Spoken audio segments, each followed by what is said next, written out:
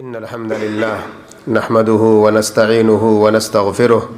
ونؤمن به ونتوكل عليه ونعوذ بالله من شرور أنفسنا ومن سيئات أعمالنا من يهده الله فلا مضل له ومن يضلل فلا هادي له وأشهد أن لا إله إلا الله وحده لا شريك له وأشهد أن نبينا محمدا عبده ورسوله أرسله الله بالحق بشيرا ونذيرا فأعوذ بالله من الشيطان الرجيم يا أيها الذين آمنوا اتقوا الله حق تقاته ولا تموتن إلا وأنتم مسلمون يا أيها الناس اتقوا ربكم الذي خلقكم من نفس واحدة وخلق منها زوجها وبث منهما رجالا كثيرا ونساء واتقوا الله الذي تساءلون به والأرحام إن الله كان عليكم رقيبا يا أيها الذين آمنوا اتقوا الله وقولوا قولا سديدا يصلح لكم أعمالكم ويغفر لكم ذنوبكم ومن يطع الله ورسوله فقد فاز فوزا عظيما أما بعد فإن خير الحديث كتاب الله وخير الهدي هدي محمد صلى الله عليه وسلم وشر الأمور محدثاتها وكل محدثة بدعة وكل بدعة ضلالة وكل ضلالة في النار فأعوذ بالله من الشيطان الرجيم وَلَنَبْلُوَنَّكُمْ بِشَيْءٍ مِّنَ الْخَوْفِ وَالْجُوعِ وَنَقْصٍ مِّنَ الْأَمْوَالِ وَالْأَنفُسِ وَالثَّمَرَاتِ وَبَشِّرِ الصَّابِرِينَ۔ اللہ کی تعریف، اس کی بڑائی و کبریائی، اللہ کی جانب سے جتنے بھی نبی اور رسول آئے سب پر درود و سلام، خصوصیت کے ساتھ ہمارے آخری نبی احمد مجتبیٰ محمد مصطفیٰ صلی اللہ تعالی علیہ وآلہ وسلم پر، آپ کی آل و اولاد، آپ کے صحابہ اور جو لوگ قیامت تک صحیح طور پر آپ کی اتباع اور پیروی کرنے والے ہیں۔ حضرات گرامی، خطبہ حاجہ کے بعد ایک آیت کریمہ میں نے آپ کے سامنے پیش کی ہے۔ اللہ رب العالمین نے اس میں ہماری اور آپ کی زندگیوں کی ایک حقیقت کو بیان کیا ہے۔ ہماری اور آپ کی انسان کی زندگی ایک ایسی حقیقت سے دوچار ہوتی ہے جس کا انکار کوئی نہیں کر سکتا۔ وہ حقیقت یہ ہے کہ ہر ایک انسان کی زندگی میں کبھی خوشیاں ہوتی ہیں، کبھی غم ہوتے ہیں، کبھی تکلیف اور درد سے سامنا ہوتا ہے تو کبھی بہت ہی آرائش اور آلائش سے اس کا سامنا ہوتا ہے۔ کبھی انسان کی زندگی بڑی آرام دہ ہوتی ہے اور کبھی اسی زندگی کے اندر بے چینی اور اضطرابی کیفیت پیدا ہوتی ہے۔ کبھی انسان اپنی زندگی کے اندر اتنی ساری خوشیاں سمیٹتا ہے کہ دنیا کا سب سے خوش نصیب بندہ خود کو سمجھتا ہے، اور کبھی کبھی ایسا ہوتا ہے کہ دکھ کا مارا اس قدر بن جاتا ہے کہ وہ اس کے اندر سے یہ احساس ہوتا ہے کہ دنیا کی ساری مصیبت میرے سر پہ اللہ نے ڈال دی ہے۔ یہ دراصل انسان کے لیے اس دنیاوی زندگی کے اندر وہ آزمائشیں ہوتی ہیں، وہ پریشانیاں ہوتی ہیں یا وہ امتحانات ہوتے ہیں جس سے وہ گزرتا ہے، اور یہ اس کی نصیب کا، اس کی تقدیر کا اور اللہ کی سنت کا حصہ ہوا کرتی ہیں، جس سے ہر ایک کو گزرنا پڑتا ہے، جس کا سامنا ہر ایک سے ہوتا ہے، اور ہر ایک کا سامنا ان مصیبتوں سے، ان تکلیفوں سے ہوتا ہے۔ اسی کا تذکرہ اللہ رب العالمین نے قرآن مجید میں کیا، وَلَنَبْلُوَنَّكُمْ بِشَيْءٍ مِّنَ الْخَوْفِ وَالْجُوعِ وَنَقْصٍ مِّنَ الْأَمْوَالِ وَالْأَنفُسِ وَالثَّمَرَاتِ وَبَشِّرِ الصَّابِرِينَ، کہ ہم تمہیں ضرور بضرور آزمائیں گے۔ کس کے ذریعے سے؟ کبھی خوف کے ذریعے سے، کبھی تمہیں بھوک دے کر آزمائیں گے، کبھی تمہیں تمہارے مال میں کمی کر کے آزمائیں گے، کبھی تمہاری جان میں کمی کر کے آزمائیں گے، اور کبھی تمہارے پھلوں کے اندر کمی کر کے آزمائیں گے۔ یہ ساری چیزیں انسان کی زندگی میں چلتے رہتی ہیں۔ کبھی انسان کی زندگی خوف و ہراس کے اندر چلی جاتی ہے، کبھی انسان کی زندگی بھوک اور پیاس میں چلی جاتی ہے، کبھی انسان کی زندگی اللہ رب العالمین اس کو موت دے کر کے یا اس کے قریبی کو موت دے کر کے انسان کو آزماتا ہے، اور کبھی کبھی ایسا ہوتا ہے کہ انسان کے مال میں اللہ رب العالمین کمی کر دیتا ہے، اس کی تجارت میں کمی کر دیتا ہے، اس کی نوکری اللہ رب العالمین چھین لیتا ہے۔ یہ بھی اللہ کی آزمائش کا ایک طریقہ ہوتا ہے۔ اور کبھی کبھی ایسا ہوتا ہے کہ انسان کی کھیتیوں کو، انسان کے فروٹ کو اور پھل کو اللہ رب العالمین تباہ کر دیتا ہے۔ یہ ساری صورتحال سے گزرتا کون ہے؟ ہم اور آپ گزرتے ہیں، انسان گزرتے ہیں، اللہ کے بندے گزرتے ہیں، جس میں نیک لوگ بھی ہوتے ہیں، جس میں برے لوگ بھی ہوتے ہیں، کچھ بہت سے اللہ کے متقی بندے ہوتے ہیں اور کچھ ایسے بھی ہوتے ہیں جو متقی تو نہیں ہوتے مگر وہ مسلمان ہوتے ہیں۔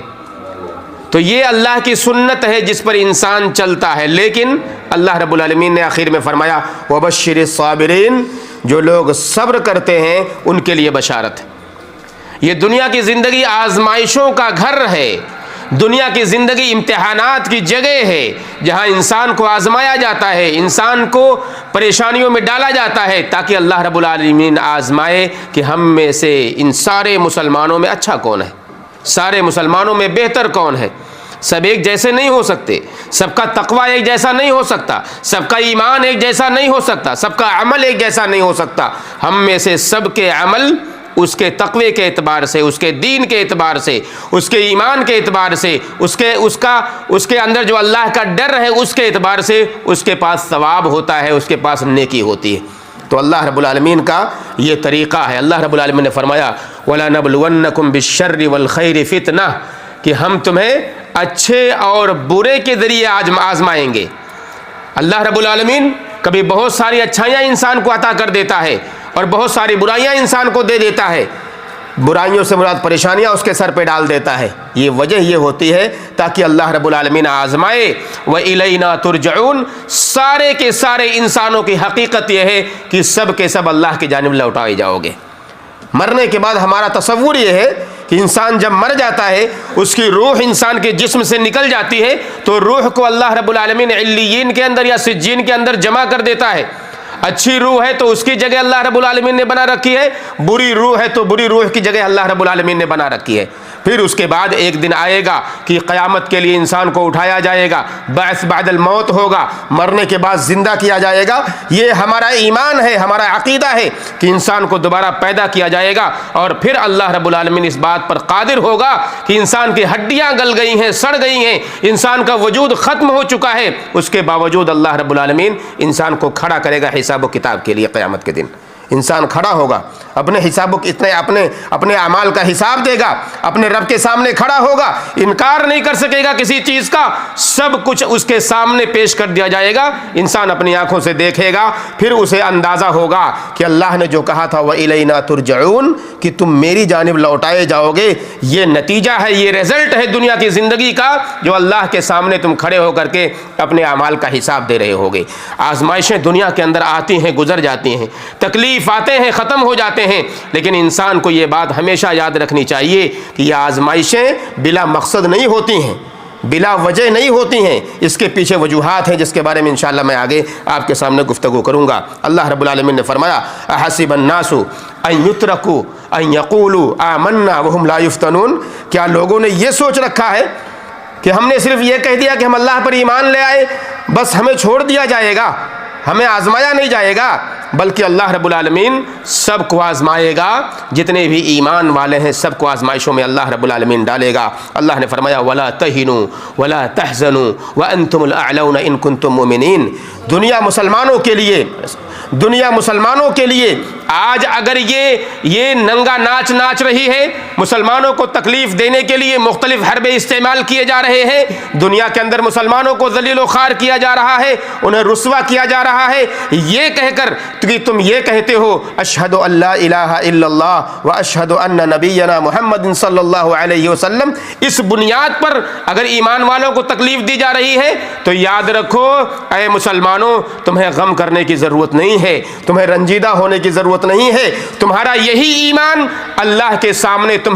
تمہیں سر بلند کرے گا، اللہ کے سامنے تمہارے سر کو اونچا کرے گا، اور کبھی بھی تم ذلیل و رسوا نہیں ہو سکتے اگر تم حقیقت میں ایمان والے بنو گے۔ ہم ایمان والے ہو کر کے اپنی زندگی گزارو، کبھی بھی رسوائی تمہارے قریب بھی نہیں آئے گی۔ اللہ کے نبی محمد الرسول اللہ صلی اللہ علیہ وسلم کی حدیث آتی ہے ان عظم الجزاء مع عظم البلاء، کہ انسان جتنا اللہ کی نظر میں بلند ہوگا، اس کے ایمان جتنے اعلیٰ معیار کے ہوں گے اللہ کے ہاں، اس کی آزمائش بھی اتنی ہی بڑی کی جائے گی۔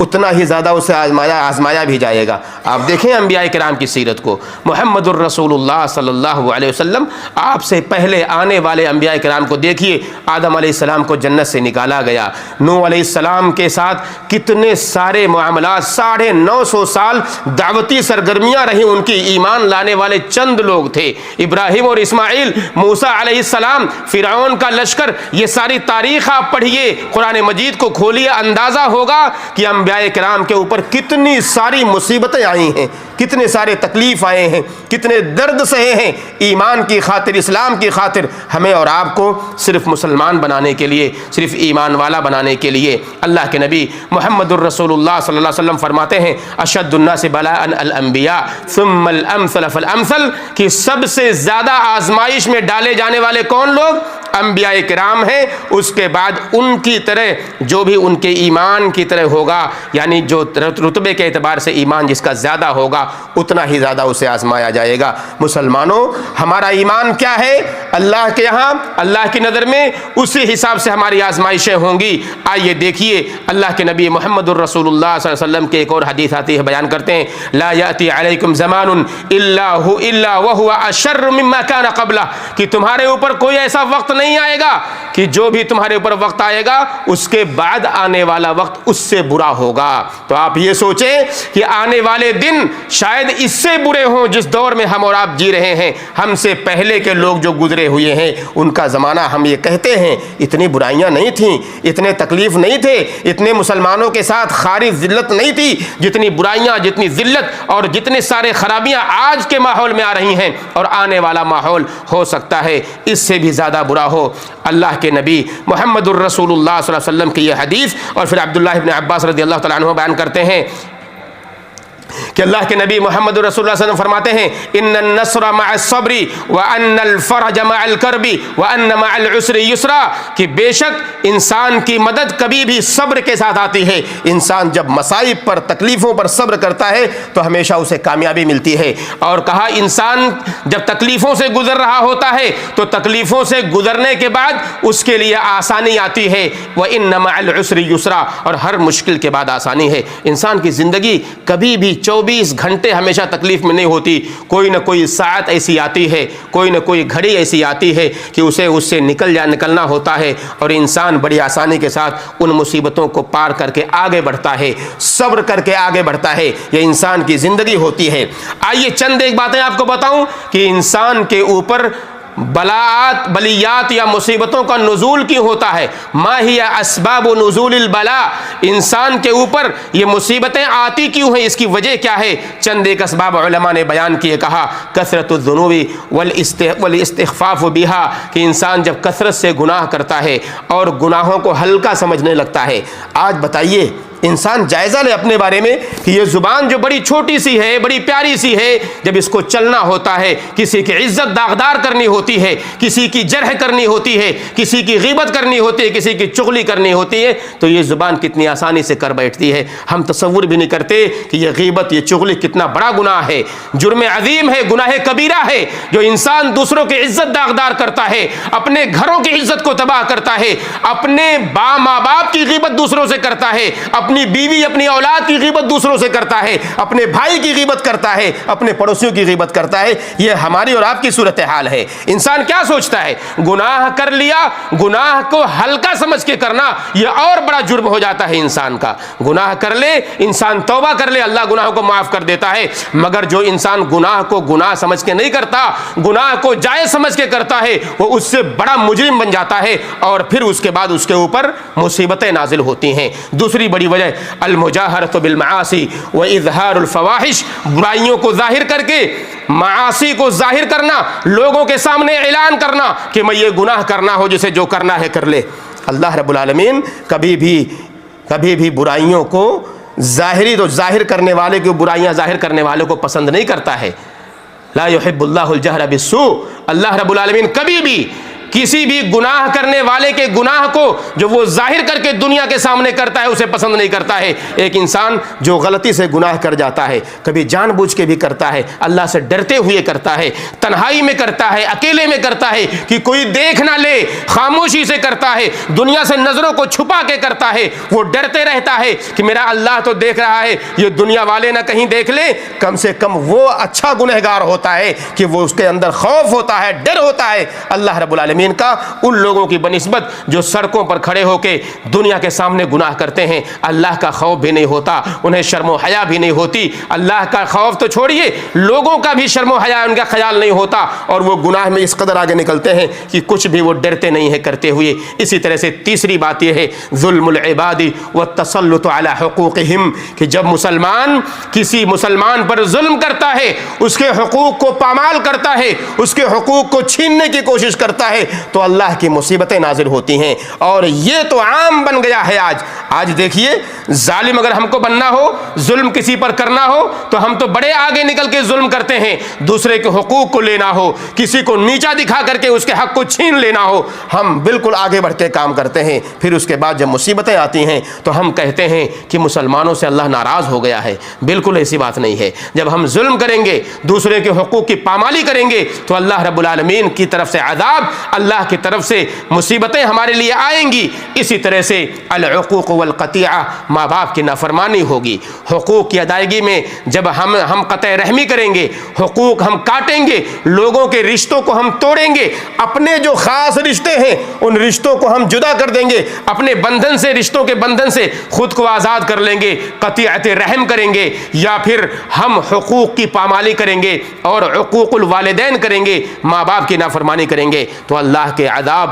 ہمارے اوپر نازل ہوں گے۔ اور مسلمانوں کے ساتھ یہ بہت بڑا معاملہ ہے، ہمارے ساتھ بہت بڑا معاملہ ہے کہ ہم ماں باپ کے لیے بڑے تقصیر کرتے ہیں، بڑے نافرمان بنے ہوئے ہیں، ماں باپ کے حقوق کی ادائیگی میں کوتاہی کرتے ہیں، ہم نے اس کو ہلکا سمجھا ہوا ہے، ان کے حقوق کو ادا نہیں کرتے ہیں، معاف کیجئے گا۔ اور اللہ کے عذاب کا نازل ہونا، اسباب بلیات کا نازل ہونے میں سے ایک سبب یہ بھی ہے کہ انسان جب اپنے ماں باپ کے حقوق کو نہیں ادا کرتا ہے، ان کے ساتھ نافرمانی کا رویہ کرتا ہے، تو اللہ کی طرف سے مصیبتیں آتی ہیں۔ اسی طرح سے انسان اگر دیکھے کہ جو ظالم لوگ ہیں، ظالموں کی جب انسان مدد کرتا ہے، مسلمانوں کے خلاف ظالموں کی مدد کرتا ہے، جو اہل فساد ہیں، دنیا کے اندر زمین پر فساد کرتے ہیں، جب ان کا معاون اور مددگار مسلمان بن جاتا ہے، تو اللہ کا عذاب اور اللہ کی طرف سے مصیبتیں انسان کے اوپر نازل ہوتی ہیں۔ اور آخری بات یہ ہے، جب ایک مسلمان حرام کو حلال کرتا ہے،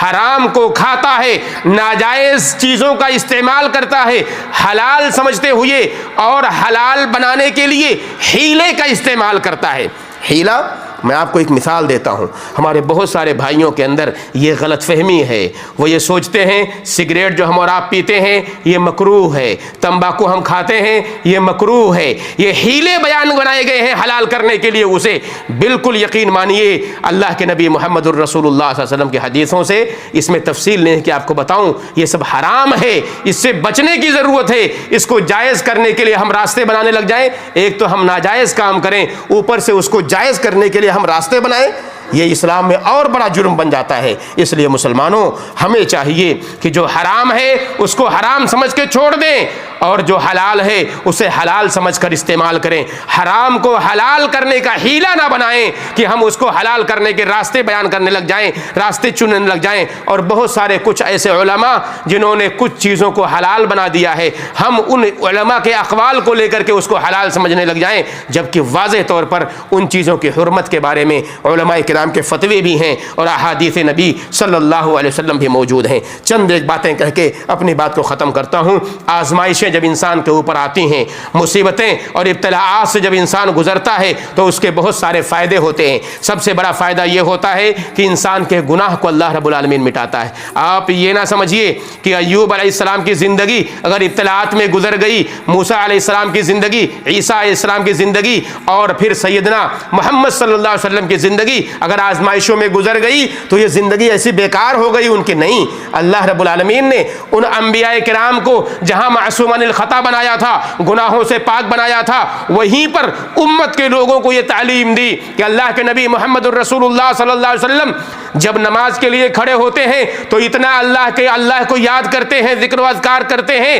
کہ آپ کے قدموں میں ورم آ جاتا ہے۔ پوچھنے والا جب پوچھتا ہے کہ اللہ کے نبی صلی اللہ علیہ وسلم آپ کے اگلے پچھلے سارے گناہ معاف ہو گئے، آپ کا یہ حال ہے، آپ کہتے ہیں افلا اکون عبدا شکورا، کیا میں اللہ کا شکر گزار بندہ نہ بن جاؤں؟ تو یہ امت کے لیے تعلیم ہے، ہمارے اور آپ کے لیے تعلیم ہے کہ ہمیں چاہیے کہ ہم راتوں میں قیام کریں، راتوں میں سجدے کریں، راتوں میں رکوع اور سجدے کریں، اللہ کو یاد کریں، تب جا کر کے یہ پتا چلے گا کہ اللہ رب العالمین جب بندے کو آزماتا ہے، آزمائشوں میں ڈالتا ہے، اور آزمائشوں میں جب بندہ کھڑا اترتا ہے تو اللہ رب العالمین اس کے گناہوں کو کیسے مٹاتا ہے۔ حدیث لیجئے، ما یصیب المسلم من ہم ولا حزن ولا وصب ولا نصب ولا اذى حتى الشوكة يشاكها الا كفر اللہ بها من خطاياه، کہ اللہ رب العالمین کسی بھی مسلمان بندے کو، ایک فرد کو بھی، چاہے وہ نیک ہو، چاہے اس کے اندر کوئی کمی ہو، کوئی گناہ ہو، کسی بھی مسلمان بندے کو اس کے ایمان کے اعتبار سے، اس کے تقوی کے اعتبار سے جب کسی آزمائش میں ڈالتا ہے، چاہے وہ آزمائش کسی ہم و غم کی ہو، کسی تکلیف یا درد کی ہو، کسی حزن و ملال کی ہو، کسی تکلیف یا بیماری کی ہو، یا اسی طرح سے یہاں تک کہ اس کے قدموں میں اگر ایک کانٹا بھی چبھ جاتا ہے، چلتے چلتے کبھی قدموں میں اگر کانٹا بھی چبھ جائے، ایک پتھر کی ٹھوکر بھی آپ کے پیروں میں اگر آ جائے اور آپ کو تکلیف پہنچ جائے، اللہ کے نبی صلی اللہ علیہ وسلم فرماتے ہیں الا کفر اللہ بہا من خطایا، ایمان والے کو اس کے گناہ سے اللہ رب العالمین مٹا دیتا ہے اس کے گناہ کو۔ یہ معمولی مت سمجھیے، تکلیف اور درد کی زندگی بڑی پیاری زندگی ہوتی ہے۔ کب؟ جب ایمان والا یہ تصور کرنے لگے کہ اللہ رب العالمین نے آزمائش میں ڈالا ہوا ہے، میں اس آزمائش کو اللہ کی طرف سے نعمت اور رحمت سمجھوں گا اپنے لیے، اللہ رب العالمین اس کے گناہوں کو مٹا دے گا۔ اور اگر آپ یہ سوچیں کہ ہمیں تو اللہ رب العالمین نے چھوٹ دیا ہوا ہے، گناہ کر رہے ہیں، کوئی آزمائش نہیں آ رہی ہے، بڑی پیاری زندگی، آرام اور عیش و عشرت کی زندگی چل رہی ہے، تو یقین مانیں اللہ رب العالمین نے آپ کو مہلت دی ہوئی ہے، ہمیں ڈھیل دیا ہوا ہے کہ جا اپنی زندگی جی لے، جتنا گناہ کرنا ہے کر لے۔ اگر دنیا میں پکڑ نہیں ہوگی تو آخرت میں بڑی سختی کے ساتھ پکڑ ہوگی، اللہ ہم کو ان سے بچائے اور محفوظ رکھے۔ دنیا میں اگر آزمائشوں سے آپ نکل گئے، دنیا میں آزمائشوں کو آپ نے پار کر لیا، گناہوں کو اللہ رب العالمین مٹا دے گا، اور اللہ سے جب ملاقات ہوگی تو انشاءاللہ گناہ سے پاک تو صاف ہو جائیں گے، کچھ بھی نہیں ہوگا، پھر جنت ہمارا انتظار کر رہی ہوگی۔ اور اگر دنیا کے اندر ہم گناہ کرتے رہے اور کسی آزمائش میں نہیں ڈالے گئے، ہمیں توبہ کی توفیق نہیں ملی، تو اللہ رب العالمین کا عذاب ہمیں انتظار کر رہا ہوگا، والعیاذ باللہ، اللہ اس سب کو بچائے، اسے محفوظ رکھے۔ دوسری بات یہ ہے کہ اس کے ذریعے سے تکلیف اور درد کے ذریعے سے اللہ رب العالمین درجات کو انسان کے بلند کرتا ہے۔ حدیث میں آتا ہے، جیسا کہ میں نے سنایا تھا، اشد الناس بلاء الانبیاء فالامثل فالامثل، سب سے زیادہ آزمائش اس دنیا کے اندر اگر کسی کو ڈالا جاتا ہے تو انبیاء کرام کو، پھر اس کے بعد ان کے نیچے طبقہ جو انبیاء صالحین متقین اور جتنے بھی لوگ آئیں گے ان کو اسی حساب سے آزمایا جائے گا۔ تیسری بات یہ ہے تاکہ اللہ رب العالمین ایمان والوں میں جو منافق بیٹھے ہوئے ہیں ان منافقین کی تمیز کر سکے کہ میرا ایمان والا بندہ کون ہے اور منافق بندہ کون ہے۔ ایمان والا بندہ اللہ رب العالمین کی مصیبتوں پر صبر کرے گا، لیکن جو منافق ہوگا وہ جزا فضا کرے گا، اللہ کو گالی دے گا، اپنے نصیب اپنے تقدیر کو گالی دے گا، اور نہ جانے کیا کیا کرے گا، جو بہت سارے ہمارے مسلمان بھائی الٹی سیدھی حرکتیں کرتے ہیں۔ یہ دراصل ایمان والے کی پہچان ہے کہ اللہ رب العالمین آزماتا ہے کہ اللہ رب العالمین دیکھے کہ تم میں اچھا عمل والا کون ہے۔ اسی طرح سے اللہ رب العالمین کبھی کبھار بندے کو سزا دیتا ہے، ایمان والے کو سزا دیتا ہے اس کے گناہ کی وجہ سے۔ کہا ان الرجل لیحرم الرزق بالذنب یصیبہ، کہ کبھی کبھار ایک بندہ گناہ کرتا ہے، اس گناہ کی وجہ سے روزی سے محروم کر دیا جاتا ہے۔ ولا يرد القدر الا الدعاء ولا يزيد العمر الا البر، کہ گناہ کہا اللہ رب العالمین کہ انسان کی تقدیر کو کوئی چیز بدل نہیں سکتی سوائے دعا کے، اور انسان کی عمر میں نیکی کے ذریعے ہی اضافہ ہوتا ہے۔ نیکی کے ذریعے عمر میں اضافہ کا مطلب یہ ہے کہ یہ کبھی نہ سوچے کہ اللہ رب العالمین نے ہماری عمر اگر 100 سال لکھی ہوئی ہے تو ہمیں 105 یا 110 مل جائے گا، نہیں، ملے گا 100 ہی، لیکن اس عمر کے اندر برکت یہ ہوگی، اضافہ کیسے ہوگا کہ آپ 100 سال کی زندگی جی کر کے جائیں گے، آپ کے بعد آنے والی نسلیں یہ یاد رکھیں گی کہ 100 سال کی زندگی تھی لیکن ایسا لگتا ہے کہ 200 سال جی کے گیا ہے۔ علامہ ابن تیمیہ رحمہ اللہ کو کون نہیں جانتا، مختصر زندگی اور عمل اتنا زیادہ کہ آپ دیکھیں گے اتنی بڑی بڑی ضخیم کتابیں لکھ دی ہیں، پڑھنے والے تھک جاتے ہیں، نہیں پڑھ پاتے ہیں، اور تصور یہ ہوتا ہے کہ کتنے 100 سال برس انہوں نے کتابیں لکھی ہوں گی اور محنت کیا ہوگا۔ بہرحال اللہ سے دعا کریں کہ اللہ رب العالمین ہم سارے مسلمانوں کو جو مصیبتوں اور آزمائشوں میں ڈالتا ہے، اے اللہ رب العالمین ان مصیبتوں اور آزمائشوں میں ہم سب کو کھڑا اتار دے۔ جو تکلیفیں سے ہم گزرتے ہیں، اے اللہ ان تکلیفوں میں ہم سب کو بہترین ذریعہ نکال اس سے نکلنے کا۔ اے اللہ جو پریشانیاں مسلمانوں کے اوپر آتی ہیں ان پریشانیوں کو ہم سب سے بچا لے، ان پریشانیوں سے ہم سب کو بچا لے، سارے مسلمانوں کو تکلیف اور درد سے بچا لے اور ہم سب کو آزمائشوں میں کھڑا اترنے کی توفیق دے۔ سارے مسلمان دنیا میں کہیں بھی پریشان حال ہیں ان کو پریشانیوں سے نکال دے۔ اے اللہ اس ملک کی حفاظت فرما، اس ملک کے امیر کی حفاظت فرما، ان کے جو ساتھی ہو ان سب کی حفاظت فرما، اچھے کاموں میں ان کی مدد فرما اور سارے مسلمان دنیا میں جہاں بھی ہوں ان سب کی مدد فرما جب تک ہمیں زندہ رکھ، اسلام پر ہمارا خاتمہ ہو تو ایمان پر ہو۔ آمین یا رب العالمین۔ وصلی اللہ وسلم علی نبینا محمد وعلی آلہ وصحبہ اجمعین۔ السلام علیکم ورحمۃ اللہ وبرکاتہ۔ ناظرین اکرام، اسلامک ٹی وی اس چینل کو ابھی تک جنہوں نے سبسکرائب نہیں کیا ہے برائے مہربانی اس چینل کو سبسکرائب ضرور کریں اور ہر دن کی اپڈیٹ کے لیے اس کے ساتھ ہی ایک بیل، ایک گھنٹی کا نشان آئے گا، اسے آپ ضرور پریس کریں اور اسے دبا کر آپ ہمارے ساتھ تعاون فرمائیں۔ جزاک اللہ خیر۔ السلام علیکم ورحمۃ اللہ وبرکاتہ۔